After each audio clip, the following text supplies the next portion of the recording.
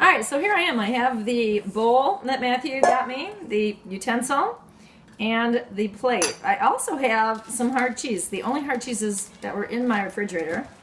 This one, Romano Pecorino, really hard, okay? And this one looks like some Gouda, also quite hard.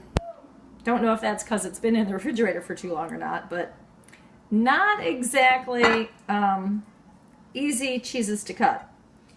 You would think I could have had some nice soft goat cheese, but no. So I'm going to unwrap this cheese, first of all. I don't need any tools to do that except my fingernails, which may actually be what I end up cutting the cheese with, but...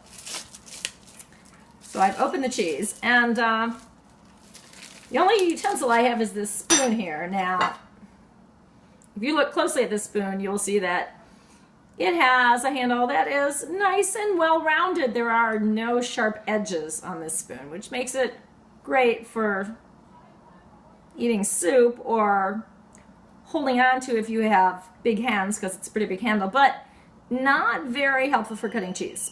I'm going to try, my first attempt here is going to be to use this edge of the spoon to cut the cheese. I don't know if it's sharp enough, but we'll give it a try. Okay, well that works pretty well, given that this cheese is the kind that kind of breaks off into flakes anyway. It's not really meant to be cut into pieces. It's kind of meant to be grated, I think, on some yummy Italian food, but since I haven't had much lunch, I'm going to have a bite of it here. It's pretty good. I'm going to go over here and I'm going to try this other one, which looks more like it could go on a cheese plate. And I'm going to, I could be wrong here. Well, okay, that one cut it a little bit better. Has a nice curved feel to it, so maybe I'll cut some more.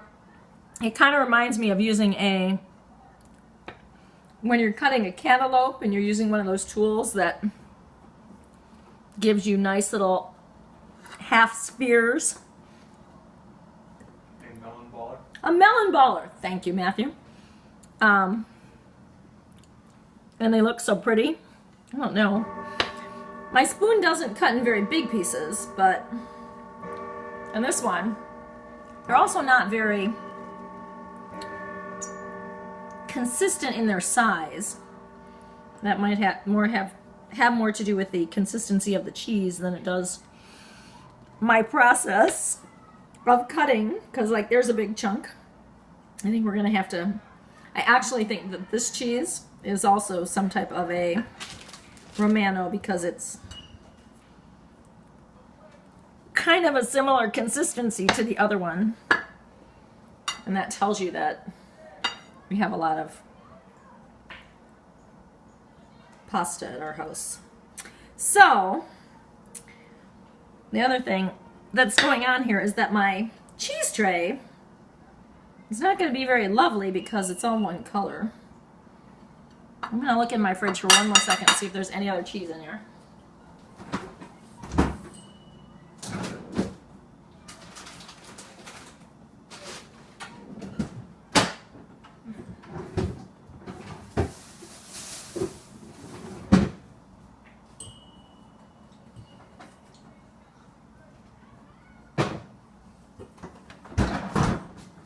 Well, the answer to that search was no, other than Philadelphia cream cheese, which unfortunately doesn't meet the requirements for hard cheese.